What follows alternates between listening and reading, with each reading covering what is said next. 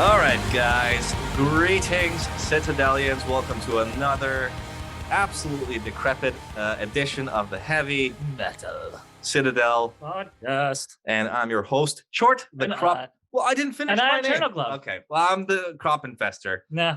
Okay. And just an update from us, guys. We've got some new content on our website, heavymetalcitadel.com. We've got some new interviews. When this comes out, obviously, Kanan and Fever will have been on it. And also for those listening, we've only been on Spotify, but now we'll be on YouTube and on Bandcamp going forward. Today, guys, we've got an absolutely amazing UKBM band, which fits in nicely as we recently did a UKBM two-part episode, had some fantastic bands on that, and we figured why not another one? So we are here with the Black Hearts who walk amongst the plague Infernal Sea. For those of you who don't know, they play a very unique blend of black metal with some British bravado and just a tap, a little tinge, a little dash of black and roll with some epic riffs, amazing medieval aesthetics to boot. Truly up my street as a crop infester and as a Slavic demon. They've played with Mayhem, they've played with Rotting Christ, Abath, way more. So they've definitely been around. And yeah, I mean, that I think is the intro, but you know what? I'll hand it off. Let's let the guys introduce themselves. Who do we have here with us today, guys? Hello. Yeah, this is Jonathan. I play guitar in the Infernal Sea. And I'm Dean, the vocalist. Excellent. Thank you, guys. How are you today? Yeah, very good. Very good. And yourself? Great. And just as an FYI to both you and the listeners, this goes a lot better and sounds a lot better if you're about 3 beers deep. So if this is the kind of day for you to take a beer and just relax, because we're recording on a Tuesday here, I recommend you do. Classic Tuesday brews. So welcome back from your last tour. I mean, you've infested a couple of cities in England, crushed some faces, and according to your Instagram, you ate a lot of plants. How did it feel on the road? Can you tell us a bit more about how that tour went? It was really good, actually. The crowds have just been pretty wild for the past 2 tours we've done. Seem to be attracting a lot more metal maniacs down the front of the shows, which is great. Yeah, they've been really good. It's good to be back on stage after, 2 or 3 years. I'm not actually sure, time has just evaded us, during this pandemic. So yeah, it's just good to be back on stage doing it again. Yeah, you can feel that with the crowds, like what Dean said. It's just been really different in the way that it just feels a lot more wild, a lot more rock and roll. Yeah, that's obviously because of the lack of shows and everything. But yeah, it's great, really good. I think there's a lot more energy from people, isn't there? Because, like you say, they've been starved for quite a while. So, now they're just going to so many shows and just really going for it and just really enjoying themselves. Life is too short. So they're just getting out there, getting drunk and fucking headbanging. Isn't that just the way to spend your weekend? Exactly, yeah. Or any day of the week, really. It doesn't matter, does it? I was going to ask, can you tell sort of our listeners what they can expect from an Infernal Sea live show? Because I mean, I've obviously seen some of the pageantry that goes into it. It's absolutely epic. Yeah. How did sort of the ideas for your stage presence and the show come together? It's just been a bit of an evolution, really. I think we've always had like an extreme sort of side to us within the music. I don't think that's ever sort of gone away, but yeah, in terms of the stage production and everything, it's just evolving. I think we love that heavy metal sort of aesthetic. We want everyone to feel that, when we play. So like what we do when we go and see bands. So yeah, that's about it really. Like just an extreme sort of show that gives people, something good to watch. Yeah, it's about capturing that memorable experience, isn't it? We try to visually capture the extremity of our music with the visuals.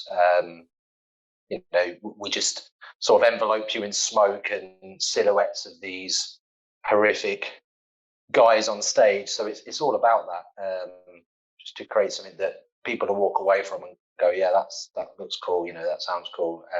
And as Jonathan said, like we all grew up listening to bands like, Maiden and Kiss and stuff, and the Theatrics and King Diamond and God knows, like, it's Theatrics is heavy in metal, isn't it? It's so many bands do it, and that's why we love it, really.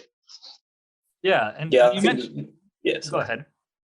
Yeah, I was just going to say, yeah, all the bands that come to mind first that we always remember have always had that theatrical sort of side. So, you know, that's what we want to go for as well, you know, and make people really remember what we're doing. Yeah, I agree. And you said, you know, growing up, you were listening to all these bands. Did you guys both grow up in the Fens, in that part of England? Yeah. Yeah, it's funny actually, because that's exactly how me and Dean initially met, because we grew up in exactly the same town or city in Peterborough. So yeah, we've always grown up in that sort of area in the flat Finland. Yeah, So, we met up. Yeah, we discussed this with Fen as well. You know, they're really influenced by the landscapes. Would you say that growing up there, it was also quite similar? Because I know maybe, you know, the themes that you sing about are more historical, rather than around, you know, maybe nature and humanity at our place. But how much did that play of an influence in the type of music that you create? Is the Fens just a hotbed of bleakness perfectly suited for black metal? I yeah, think so. yeah. Yeah, sorry, you go first. Yeah, no, I was just going to say it probably influenced us more actually getting into heavy metal and that different sort of step into the lifestyle when we were younger, because it is so bleak and boring where we live. So watching, you know, stuff on like Headbangers Ball and all that kind of thing, and getting into bands via the album covers, you know, pre-internet days. And How many live shows there, I'm guessing, at the time? no, pretty much zero. But Peterborough actually did have a really good scene like throughout the 2000s. But you know, in the early days, like when we were younger, it was just zero. So you know, it was probably more us gravitate, you know, wanting to grab something exciting, you know, in terms of the music and that. So that probably helped. I think into what we got into. You know. Yeah, I think a lot of it is where Fen are from. They're sort of more Ely based around that area. It's a lot nicer than where we're from. So it is really, the city here is quite uninspiring and dull and boring, and the people here are very. They're against everything. You know, if anything positive happens, they'll quickly shut it down. It's got Sounds a like really me. negative. It's got a really negative vibe about it, and I think that kind of helps with our creativity, because it makes you want to get out of this place. Because it does try to suck you in. You know, and the best, they say the best thing about Peterborough is the roads out. So the bleakness of the surrounding areas has definitely inspired us to actually push ourselves and get out of this city and, you know, leave all the fucking idiots behind. Yeah, and is your sound that then you create out of that, is the music more of an escape, or is it more of a kind of outlet of actually how you're feeling? I'd say it's a bit of both, isn't it? Definitely both.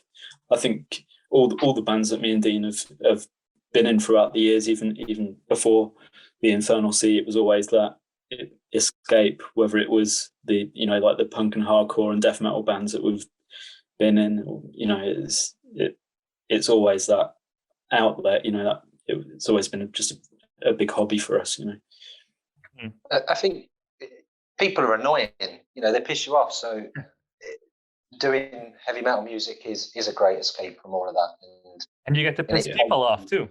Those exact same people. Exactly. Yeah, we can upset people as well, you know, it's always good. But yeah, you need that outlet, I think, and it's great for us. And as Jonathan said, we've always done that. We've been doing this for, you know, between us, 25 years probably. Yeah, that's a long time. And obviously, you know, your sounds evolved, you know, from the bands that you talk about, but also in the Infernal Sea. You've progressed quite a bit, and now you've unleashed on the world the newest album, and you actually call it a more experimental album. And there's quite a few parts of it that I would classify as, a little bit different from your earlier stuff. But what would you say for people who haven't listened to it? What kind of new things are you trying on Negotium Crucis? I think we'd be just pushing it a little bit more. So we'd be going down the sort of black and roll routes, getting a little bit more rock orientated, more traditional sounding in a way, which we've done for a little while on Great Mortality and Agents of Satan EP. So I think experimenting there vocally, I pushed myself just to try different things, just to see how that sounded and experiment with that. We had solos for the first time as well. We just wanted to just change up the sound, really, didn't we? Yeah, I think it's kind of things are less pushed, and I think we're just more going back to our roots in a way, and kind of mixing that within the band environment, and a lot of the writing. For Negotium, a lot of them songs were written probably 4 or 5 years ago, and then obviously the newer stuff has been written throughout COVID. But it's more just going back to the basics of what we think songs should be. The basic formulas. Yeah, and I was going to say, actually, that's a great segue. So obviously your lyrics focus a lot on the Black Death and Plague, and it must have been quite thematically interesting to release the last album during literally a pandemic across the world. So, you want to speak a little bit more to that? Was there similarities you saw in terms of Was it time to release an album like this? Yeah. 100%. The Great Mortality was about the Black Death, and people say that we prophesized the pandemic. And there is similarities, they seem to happen every 100 years or whatever it is, and we still haven't really learned from past pandemics as such. Obviously, this one wasn't as horrific as the Black Death, thankfully, but you can see some similarities. Negotium Crucis was about the Knights Templar, so it was a different subject, but the underlying theme of all of our albums is about how the church commit horrific acts and atrocities in the name of God, and basically just shows the horrific nature of humanity, really, and just how horrible we are, and how we would condemn other people just because we believe in some false idol. It's insane, but again, we just haven't learned from that. And I think releasing the album during the pandemic was really, really good, because things certainly shifted. Everybody's attention was online because they had nothing else to do, because you couldn't go anywhere, could you? So I think actually it was really good for bands to drop an album at that point, because it just meant that everybody had spare money because they were trapped inside, they were listening to music. It was really good, I think. How deep do you guys sort of get into the ancient folklore of it all, the Knights Templar? I also did notice in Song of Destruction of Shum, I think it was, you did mention a Slavic pagan forest god, Shum, and I'm curious if you know a little bit about my deity, Chort. So I'm just curious how deep into the folklore you guys get. So obviously you can't go too deep as such, because I'm trying to tell a broad story over 8 tracks on an album. So I explore as much as I can, and then I basically pick out the most horrible things that I find that people wouldn't necessarily know about, and just sing about them. So it gives sort of like an overview of that period, because obviously there's so much that happened. But I just tried to give an overview of the Knights Templar as such, and how awful they were as a military order, really. But I extensively, I do try to do a lot of research. I did with the Great Mortality. I have done on this new album, and just literally try to find, because I stumble across stuff, and I'm learning stuff all the time, and just think, how how does nobody know about this? Why are we not educated? Why are we not taught this in schools? Because there's some horrible stuff that's happened a lot. We just push it under the carpet, don't we? Yeah, and make comedy out of it. Yeah, true. It's interesting to think about, the kind of research that goes into it, and many bands that we've talked to are so well researched, and they know exactly what they're talking about, and they, in the lyrics themselves, there's lots of interesting things going on. And do you think that lyrics are quite important in black metal, and a lot of people don't actually pay enough attention to the lyrics? Yeah, because I was going to say, actually, one thing, just as a sort of a addition to what we were discussing, Christianity gets thrown through the mud in black metal all the time. But and like you were saying, I mean, even to this day, there's a lot of things within different religions and cultures that are abhorrent, but people are just like, nah, it's cool, because they're not in the mainstream and they're not focused and sort of, focused, I guess, enough. So, I mean, it is interesting that, yes, Christianity does get a lot of sort of the stripe from black metal, but there's not much outside of that, or if it is, it's somewhat limiting. Yeah, I don't know if that's just because a lot of bands that hate upon Christianity is what you grew up with. So it's what they probably feel a bit more comfortable talking about. I mean, it could all be broadly applied to any religion, really, can't it? But yeah, we taught Christianity at schools. A lot of people are forced into Christian schools over here as well. So I think it just feels natural to talk about that, doesn't it? But also, like, Christianity was heavily dominating throughout that period. So, if we're going back to the Middle Ages, and it was Christianity or nothing else, because they just tried to take over the whole of the East, didn't they, really, just by forcing it upon everybody, because if you didn't believe in God, then you were wrong. So yeah, it deserves a hate, I think. That's why you don't have any anti-Buddhist black metal bands, I don't think. I'm sure they do somewhere. No, they're too friendly, man. Nah, man. Every religion has its What its boogeyman. What about Jainism? Oh, I don't want to get into this, but Buddhists have done bad stuff. Jainism is the only religion I would say that has absolutely nothing wrong with it, because the most extreme Jainism, or version of it rather, would be that you don't hurt anything and touch anything, so you just hurt yourself, unfortunately. You pluck old apples off the ground. Yeah, pluck old apples off the ground. Yeah, but do you think there's some sort of, in terms of lyricisms, has that been lost in black metal? Do you think it's still super important? I think it'll always be there, just in terms of the influence from the 80s and 90s. You're always going to get bands that are going to sing about that stuff, I think. Yeah, I agree. So just switching gears a little bit, thinking about, I took a look at your website, I took a look at your merch, a lot of really great stuff on there. And, you always see the bands collaborating with beer companies, other alcohol, and you guys have chosen tea. Can you tell us a little bit more? Oh, way to go, by the way. Amazing. Way to go. Keep it traditional. Love it. British tea. Yeah. What am I going to take with my black metal in the morning? If tea. Not tea. Sir, tea. Yeah. I think that's exactly what it was. I think everyone was doing beer, everyone was doing coffee.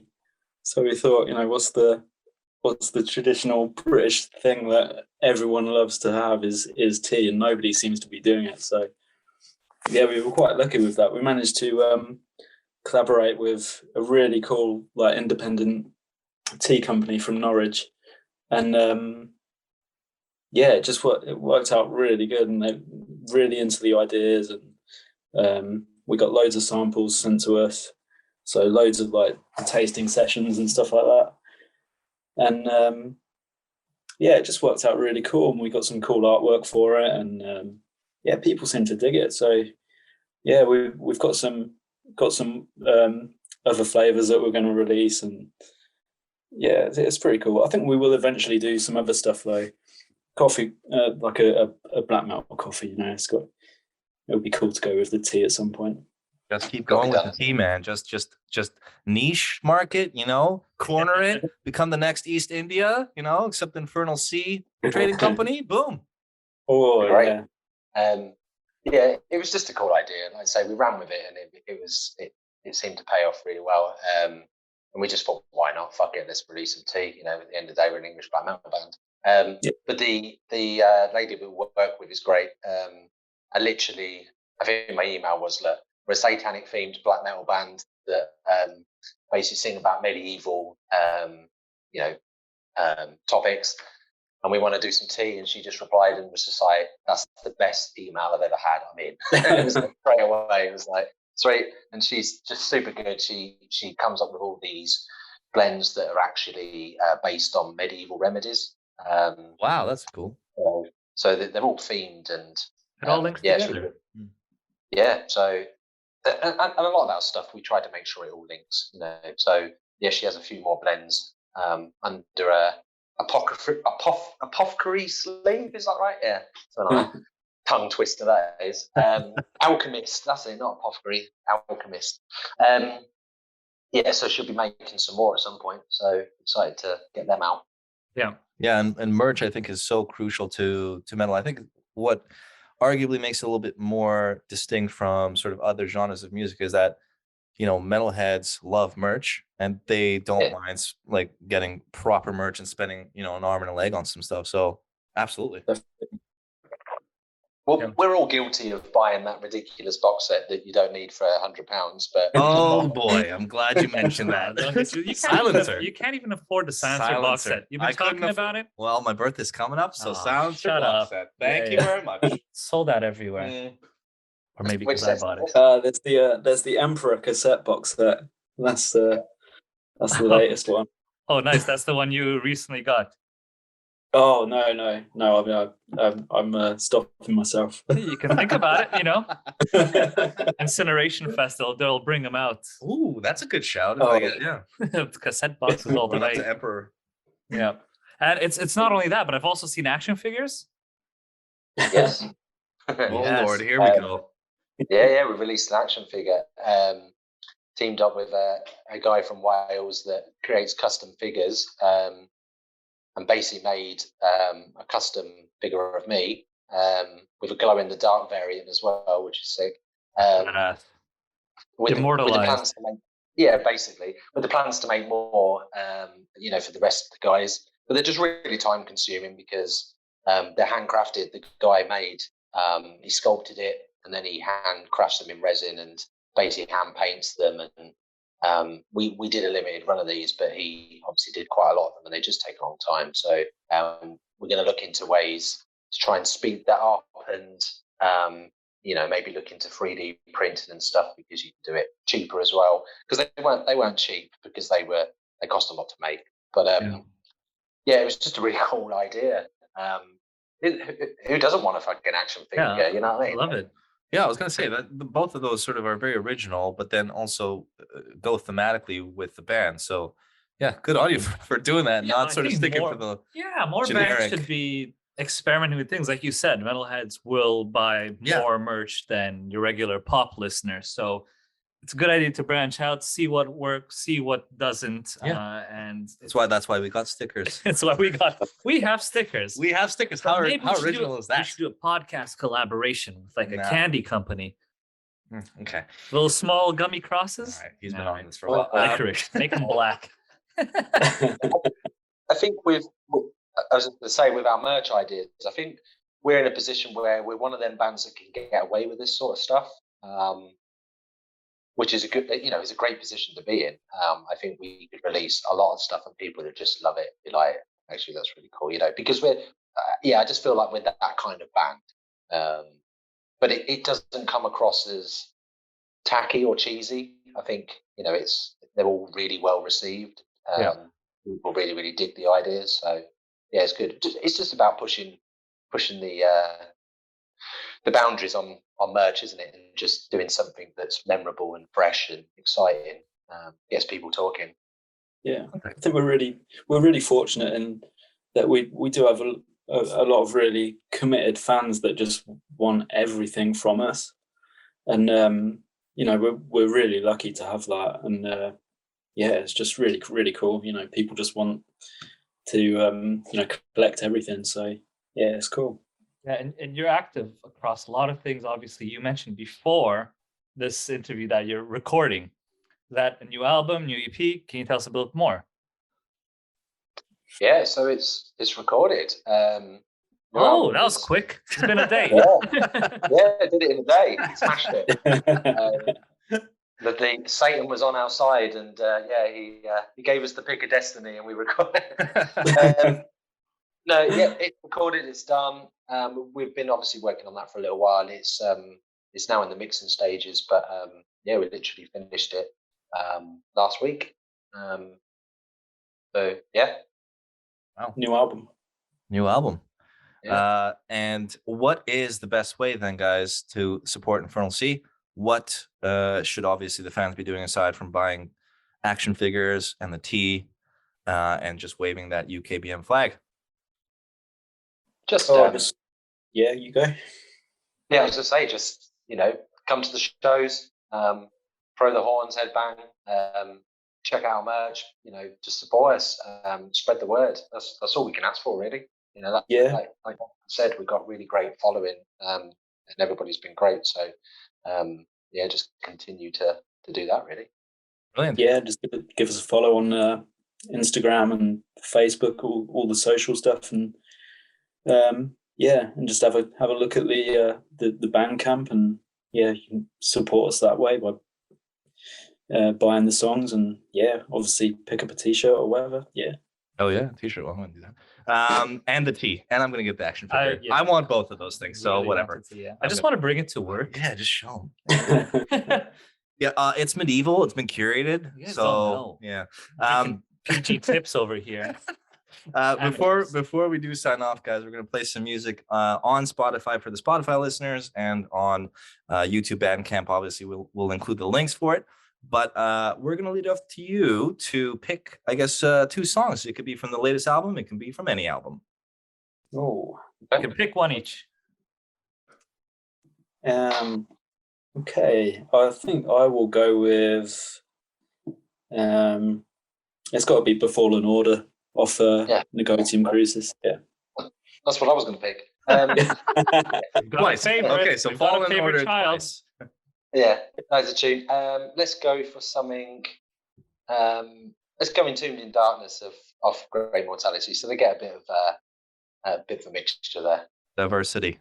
Love it. All right, guys, so we're going to play that on Spotify, on YouTube, everywhere else. Guys, we're going to include the links, so make sure to listen.